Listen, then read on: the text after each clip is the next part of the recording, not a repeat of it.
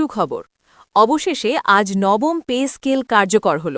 টানা ৫ ঘণ্টা বৈঠকের পর এই ঘোষণা দেন নতুন অর্থমন্ত্রী আমির খসরু। আরও বিস্তারিত থাকছে পুরো ভিডিওতে। আসসালামু আলাইকুম। আপনি যদি একজন সরকারি চাকরিজীবী হয়ে থাকেন তাহলে নবম পে স্কেলের আপডেট সবার আগে পেতে আমাদের এই চ্যানেলটি সাবস্ক্রাইব করে ভিডিওতে লাইক করে দিন। অবশেষে বহু প্রতীক্ষার অবসান, দীর্ঘ আলোচনা, জল্পনা কল্পনা আর অসংখ্য প্রত্যাশার পর নবম পে স্কেল কার্যকর করার ঘোষণা এসেছে। টানা ৫ ঘণ্টার গুরুত্বপূর্ণ বৈঠকের পর অর্থমন্ত্রী আনুষ্ঠানিকভাবে এই সিদ্ধান্ত জানিয়েছেন।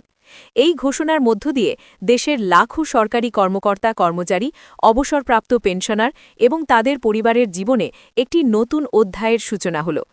এই সিদ্ধান্ত হঠাৎ করে আসেনি। গত কয়েক বছর ধরে মূল্যস্ফীতি বৃদ্ধি, বাজার দরের ঊর্ধ্বগতি এবং জীবনযাত্রার ব্যয় বেড়ে যাওয়ায় নতুন পে স্কেলের দাবি জোরালো হয়ে উঠেছিল।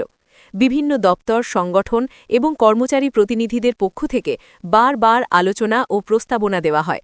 অবশেষে দীর্ঘ প্রস্তুতি, আর্থিক বিশ্লেষণ এবং নীতিগত পর্যালোচনার পর সরকার চূড়ান্ত সিদ্ধান্তে পৌঁছেছে। নবম পে স্কেল কার্যকর হওয়ার ফলে মূল বেতনের কাঠামোতে পরিবর্তন আসছে। বিভিন্ন গ্রেডে বেতন বৃদ্ধি, ইনক্রিমেন্ট কাঠামোর সংশোধন এবং পদোন্নতির সুযোগ আরও সুস্পষ্ট করা হয়েছে। বিশেষ করে নিম্ন গ্রেডের কর্মচারীদের জন্য এই পরিবর্তন সবচেয়ে বেশি স্বস্তি নিয়ে আসবে বলে আশা করা হচ্ছে, কারণ তাদের মাসিক আয়ের ওপরই পরিবার নির্ভরশীল থাকে, আর বাজার দরের চাপ তাদের ওপরই সবচেয়ে বেশি পড়ে। এই নতুন কাঠামোর অন্যতম গুরুত্বপূর্ণ দিক হল বেসিক বেতনের পুনর্নির্ধারণ। বেসিক বাড়লে শুধু মাসিক আয়ই বাড়ে না, বরং তার সঙ্গে যুক্ত বাড়ি ভাড়া ভাতা, চিকিৎসা ভাতা, উৎসব ভাতা এবং পেনশনের পরিমাণও বৃদ্ধি পায়। ফলে এটি একটি সামগ্রিক আর্থিক উন্নয়ন প্যাকেজ হিসেবে কাজ করবে। পেনশনারদের জন্যও রয়েছে বড় সুখবর। নতুন পে স্কেলের আলোকে পেনশন পুনর্নির্ধারণ করা হবে। এর ফলে অবসরপ্রাপ্ত কর্মকর্তা কর্মচারীরাও বেতন বৃদ্ধির সুফল পাবেন। যারা দীর্ঘদিন সরকারি দায়িত্ব পালন করেছেন তাদের জন্য এটি এক ধরনের স্বীকৃতি এবং সম্মান। টানা ৫ ঘণ্টার বৈঠকে অর্থমন্ত্রী বিভিন্ন দিক বিবেচনা করেছেন। দেশের সামগ্রিক অর্থনৈতিক অবস্থা, রাজস্ব আয়, উন্নয়ন ব্যয় এবং আন্তর্জাতিক অর্থনৈতিক পরিস্থিতি সবকিছু পর্যালোচনা করে এই সিদ্ধান্ত নেওয়া হয়েছে। অর্থমন্ত্রী স্পষ্ট করেছেন, এই পে স্কেল বাস্তবায়নের মাধ্যমে সরকার কর্মচারীদের মর্যাদা ও কর্ম উদ্দীপনা বাড়াতে চায়। নবম পে স্কেল বাস্তবায়নের ফলে প্রশাসনিক দক্ষতা বৃদ্ধির সম্ভাবনাও রয়েছে, কারণ যখন একজন কর্মচারী তার আর্থিক নিরাপত্তা নিয়ে স্বস্তিতে থাকেন তখন তিনি আরও মনোযোগ দিয়ে কাজ করতে পারেন। এতে সেবার মান উন্নত হয় এবং সাধারণ মানুষও উপকৃত হয়। এবার আসা যাক কাঠামোগত পরিবর্তনের বিষয়। বিভিন্ন গ্রেডে ধাপে ধাপে বেতন বৃদ্ধি নির্ধারণ করা হয়েছে। প্রবেশ স্তরের বেতন বাড়ানো হয়েছে যাতে নতুন নিয়োগপ্রাপ্তরা শুরু থেকেই একটি সম্মানজনক আয় পান। মধ্যম স্তরের কর্মকর্তাদের জন্য ইনক্রিমেন্ট হার পুনর্বিবেচনা করা হয়েছে, আর উচ্চ পদস্থ কর্মকর্তাদের ক্ষেত্রে দায়িত্ব ও অভিজ্ঞতার ভিত্তিতে সামঞ্জস্য আনা হয়েছে। এছাড়া বার্ষিক ইনক্রিমেন্টের হার ও সময়সীমা নিয়েও আলোচনা হয়েছে, যাতে একজন কর্মচারী নির্দিষ্ট সময় পর পর তার বেতনে যৌক্তিক বৃদ্ধি পান। এতে দীর্ঘমেয়াদী কেরিয়ার পরিকল্পনাও সহজ হবে। নতুন পে স্কেলের আরেকটি ইতিবাচক দিক হল ভাতার কাঠামোতে সংস্কার। বাড়ি ভাড়া ভাতা শহর ভেদে সমন্বয় করা হতে পারে।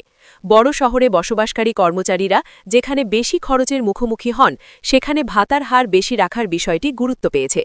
চিকিৎসা ভাতাও বাস্তবতার আলোকে পুনর্বিবেচনা করা হয়েছে।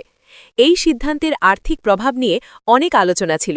সরকার জানিয়েছে, ধাপে ধাপে বাস্তবায়নের মাধ্যমে বাজেটের উপর চাপ নিয়ন্ত্রণে রাখা হবে।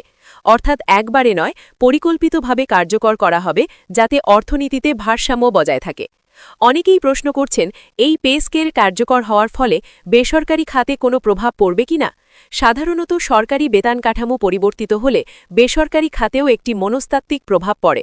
ফলে সামগ্রিকভাবে দেশের শ্রমবাজারে ইতিবাচক প্রতিক্রিয়া দেখা দিতে পারে। এই ঘোষণার সামাজিক প্রভাবও গুরুত্বপূর্ণ। সরকারি কর্মচারীরা দেশের বিভিন্ন প্রান্তে সেবা দিয়ে থাকেন।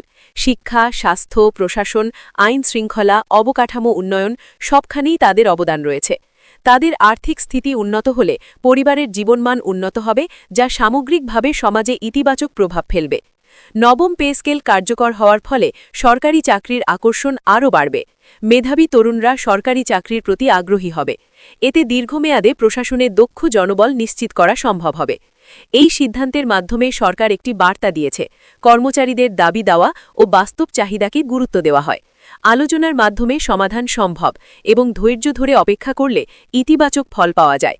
অবশ্য বাস্তবায়নের ক্ষেত্রে কিছু চ্যালেঞ্জ থাকতে পারে। হিসাব নিকাশ, সফটওয়্যার আপডেট, অফিসিয়াল গেজেট প্রকাশ, সংশ্লিষ্ট দপ্তরে নির্দেশনা জারি এসব প্রক্রিয়া সম্পন্ন করতে সময় লাগতে পারে। তবে সরকার আশ্বস্ত করেছে যে দ্রুততম সময়ের মধ্যে সব কার্যক্রম সম্পন্ন করা হবে। অনেকেই ইতিমধ্যে জানতে চাইছেন তাদের বর্তমান বেতন থেকে কতটা বৃদ্ধি হবে। এটি নির্ভর করবে গ্রেড, সার্ভিসের মেয়াদ এবং অন্যান্য ভাতার ওপর। তাই সুনির্দিষ্ট হিসাব জানতে সংশ্লিষ্ট দপ্তরের নির্দেশনা অনুসরণ করতে হবে। পেনশনারদের ক্ষেত্রেও একই বিষয় প্রযোজ্য। পুনর্নির্ধারিত পেনশন কবে থেকে কার্যকর হবে এবং কিভাবে হিসাব করা হবে এই বিষয়ে বিস্তারিত নির্দেশনা শীঘ্রই প্রকাশিত হবে বলে আশা করা হচ্ছে। এই সিদ্ধান্ত দেশের অর্থনীতিতে একটি গতিশীলতা তৈরি করতে পারে। বেতন বৃদ্ধি মানে বাজারে ক্রয় ক্ষমতা বৃদ্ধি, ফলে ব্যবসা বাণিজ্যেও ইতিবাচক প্রভাব পড়তে পারে। সবশেষে বলা যায়, নবম পে স্কেল কার্যকর হওয়া শুধু একটি প্রশাসনিক ঘোষণা নয়, এটি লাখো পরিবারের স্বপ্ন পূরণের এক ধাপ। দীর্ঘ অপেক্ষার পর এই সিদ্ধান্ত কর্মচারীদের মধ্যে নতুন উদ্দীপনা সৃষ্টি করবে। এই পরিবর্তনের সুফল যেন সবার কাছে সঠিকভাবে পৌঁছায়, সেটিই এখন মূল লক্ষ্য। সরকার, সংশ্লিষ্ট দপ্তর এবং কর্মচারী সংগঠনগুলো সমন্বিতভাবে কাজ করলে বাস্তবায়ন প্রক্রিয়া আরও সহজ হবে।